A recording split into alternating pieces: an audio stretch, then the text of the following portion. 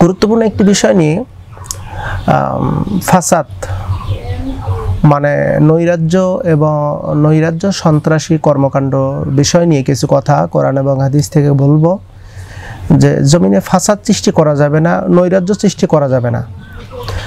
এবং যেহেতু নৈরাজ্য এবং সন্ত্রাসী আল্লাহ সুবহানাহু ওয়া তাআলা এগুলো পছন্দ করেন না, তাই আমরা এ বিষয় নিয়ে কিছু কথা বলবো। কথা বলার পূর্বে প্রারম্ভে আমরা একটি ভিডিও স্ক্রিপ দেখে নেই। আমরা এই ব্যক্তিকে নেগেটিভ পজিটিভ আমি এ ব্যাপারে কিছু বলবো না, এনার ব্যাপারে আমরা সবাই বা গোটা পৃথিবী কিন্তু অবগত। তাহলে ডিবির হারুন, এই ডিবির প্রধান হারুনের কর্মকাণ্ড দেখে আমরা কিন্তু হতভম্ব। বিশেষ করে পূর্বের কিছু কথা আমরা বলবো না, তার কারণ হলো যে তার ব্যক্তিগত বিষয় নিয়ে আমি কোনো কিছু বলতেও চাইনি, বা দলীয় সহিংসতা নিয়ে আমি কোনো কথা বলবো না। আমি কথা বলবো ছাত্রদের বিষয় নিয়ে।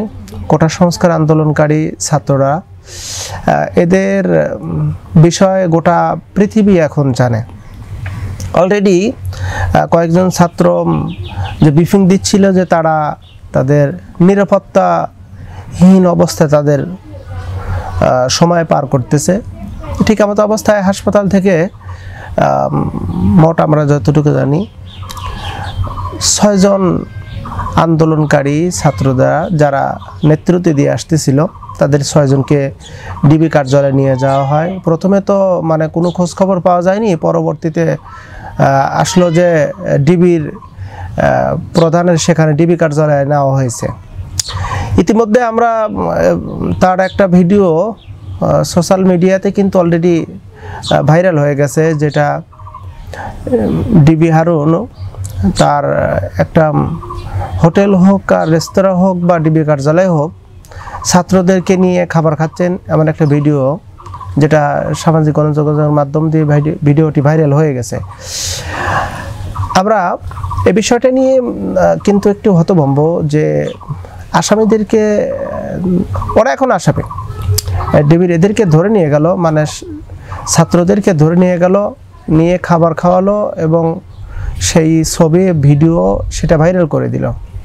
পক্ষান্তরে আমরা কিন্তু আরেকটা ভিডিও ভাইরাল হয়েছে, যেটা কিন্তু সবার জানা, যে ডিবি হারুনের তার একটি অনৈতিক ভিডিও সামাজিক গণযোগাযোগের মাধ্যম দিয়ে, বিভিন্ন মিডিয়ার মাধ্যম দিয়ে কিন্তু প্রকাশ হয়েছে।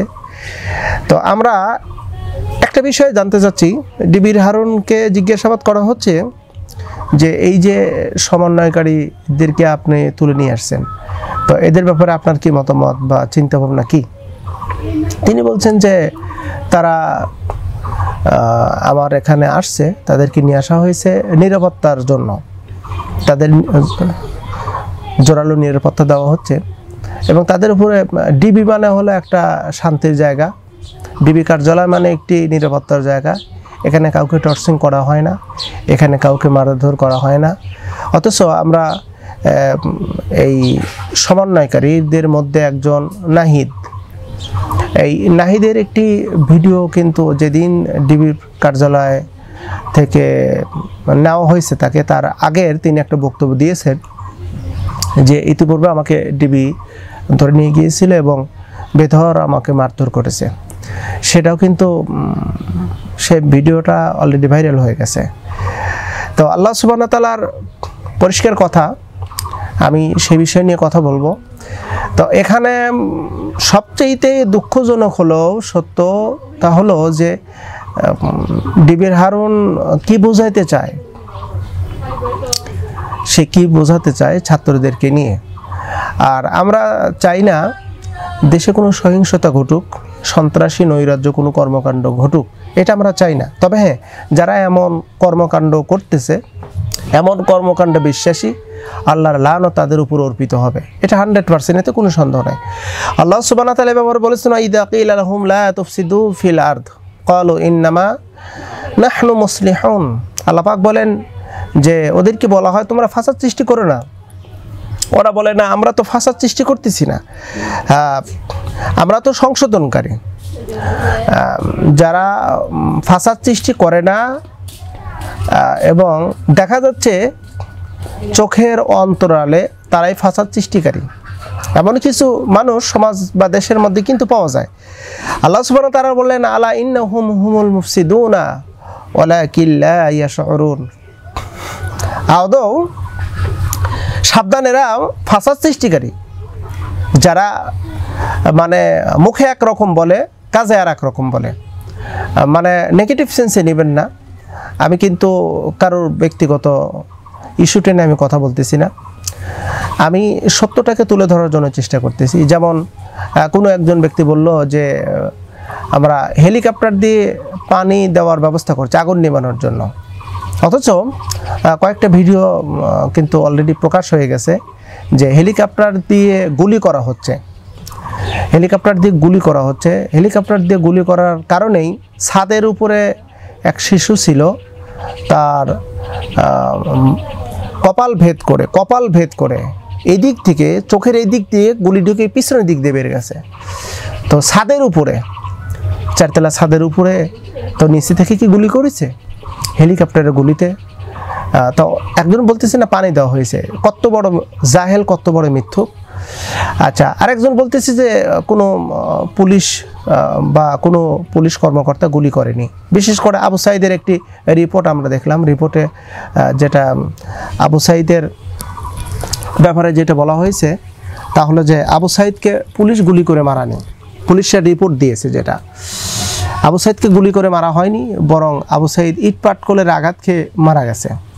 অথচ ভিডিও ফুটেজে আমরা দেখতে পাচ্ছি সরাসরি যে আবু সাঈদকে সরাসরি গুলি করা হয়েছে, একটা নয়, দুইটা নয়, তিনটি গুলি আবু সাঈদের বুক বরাবর লেগেছে। তো এই সমস্ত ব্যক্তিদের ব্যাপারে আল্লাহ পাক বলেছেন, আলা সাবধান, ইন্নাহুম হুমুল মুফসিদুনা ওয়ালাকিন লা ইয়াশউরুন, ওরা ফাসাদ সৃষ্টিকারী, বাট এই সম্পর্কে তারা অবগত নয়। তার মানে হলো ওরা ফাসাদ সৃষ্টি করেই, নৈরাজ্য সৃষ্টি করেই শান্তি অনুভব করে। তাই যদি না হবে, যেখানে শত শত স্টুডেন্ট, শত শত মেধা, শত শত মায়ের বুক খালি হয়ে গেছে, এই ব্যাপারে কোনো প্রকারের দুঃখ, চোখের পানি নেই, সামান্য একটি সম্পদ বিনষ্টতে চোখের পানি যাদের বের হয়, বুঝতে হবে তারা সন্ত্রাসী এবং নৈরাজ্য ছাড়া তারা কিছু বোঝে না।